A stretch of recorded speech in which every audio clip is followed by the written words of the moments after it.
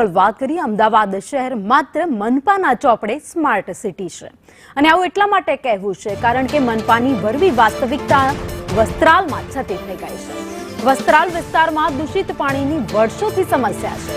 પ્રથમ એવન્યુ સહિતની સોસાયટીમાં દૂષિત પાણી વર્ષોથી આવે છે।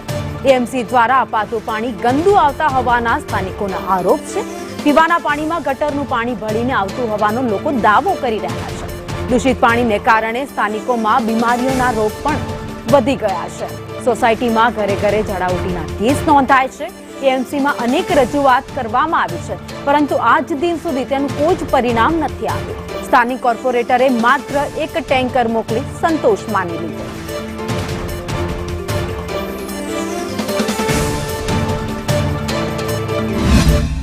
કહેવાતા સ્માર્ટ સિટી અમદાવાદની વરવી વાસ્તવિકતા સામે આવી રહી છે, કારણ કે અમદાવાદ જેવા શહેરમાં પણ લોકો દૂષિત પાણીથી પરેશાન થઈ રહ્યા છે। અમદાવાદના જે ખાસ કરીને વસ્ત્રાલ વિસ્તારના દ્રશ્યો છે કે જ્યાં પીવાનું પાણી એ હદે ખૂબ જ ગંદુ આવી રહ્યું છે, દૂષિત આવી રહ્યું છે કે લોકો આ પાણીને પોતાના ઘર વપરાશમાં પણ ન ઉપયોગ કરી શકે। છેલ્લા કેટલા સમયથી આ મુશ્કેલી છે ને ક્યાં ક્યાં રજૂઆત કરી?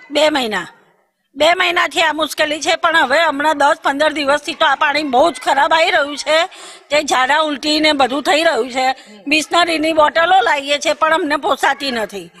હવે એ કેટલા વખત ટેન્કર જે ચૂંટાઈને આવેલા હોય એને કીધું તો એક ટેન્કર મોકલે છે। હવે આટલા 36 મકાનમાં એક ટેન્કરનું પાણી ક્યાં લેવાનું, શું કરવાનું? શું કેવું છે આપનું? કેટલી મુશ્કેલી પડે છે ઘર વપરાશ માટે? પાણી આવું દૂષિત હોય, પીવાનું પાણી નથી આવતું ત્યારે મુશ્કેલી તો ઝાઝી છે।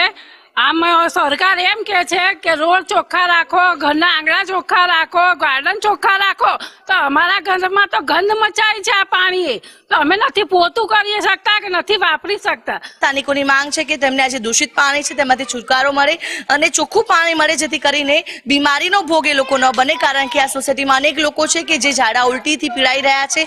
કેટલાક લોકોને તો હોસ્પિટલમાં સારવાર અર્થે પણ ખસેડવામાં આવ્યા હોય તેવી પરિસ્થિતિ સર્જાઈ છે, જેને લઈને સ્થાનિકો વિરોધ કરતા પણ જોવા મળી રહ્યા છે।